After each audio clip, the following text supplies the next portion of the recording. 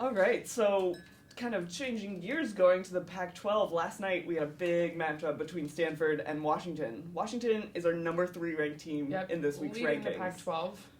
But Stanford swept them. Stanford comes in, wreaks havoc.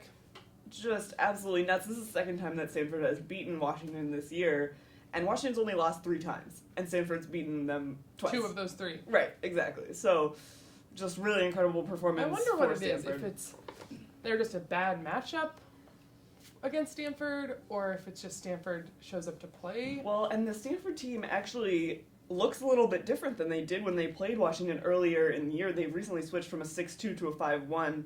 So you've got freshman setter Jenna Gray setting full-time, which is pretty incredible. Good showing from her. But you also just have a lot of freshmen on this team in general. So I think Stanford is probably benefiting just, you're a freshman, you're young, you're still getting used to things, you improve so quickly compared to like a senior who's sort of stuck in their ways. But freshmen changing, getting better every day. It's that theory we talked about on one of our other episodes of freshmen don't know what they don't know. And it's almost no fear going out there, and to get these huge wins against Washington, it's an exciting future for Stanford. Yeah, so those freshmen, they have 4 of them in key positions. You've got Morgan Hentz, who's playing libero for them, Jenna Gray, who we mentioned at setter, Catherine Plummer at outside, she's their kills leader, and then Adriana Fitzmaurice is one of their middles, and she's the second best blocker on the team, second to Inky Ajanaku, of course, first team All-American middle. You can take second to her. And she's not far behind. I think she's behind her by like 4 blocks or something. It's not. That's impressive. It's not a large margin. So, yeah, Stanford.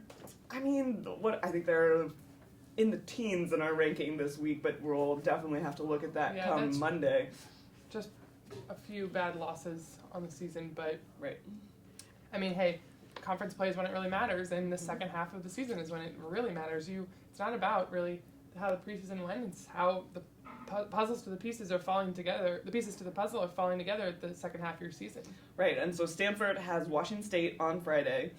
If you'll remember, the last time they played Washington State was right after they beat Washington, and they got upset.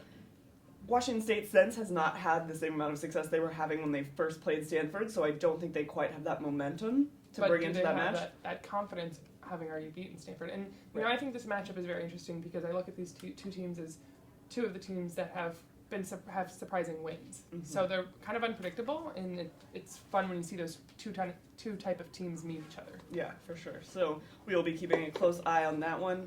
Another Wednesday night match that went down last night that we were actually in attendance for was Texas and Oklahoma, and it wasn't the match we had hoped for. No, I expected it to be. I mean, we've talked a lot about how Texas has gone 5 sets in several of their matches in the Big 12, which is surprising. But they're going to be the number 2 team in the country. I mean, we know historically the Big 12 is just not as strong as a conference as some of the others, so you look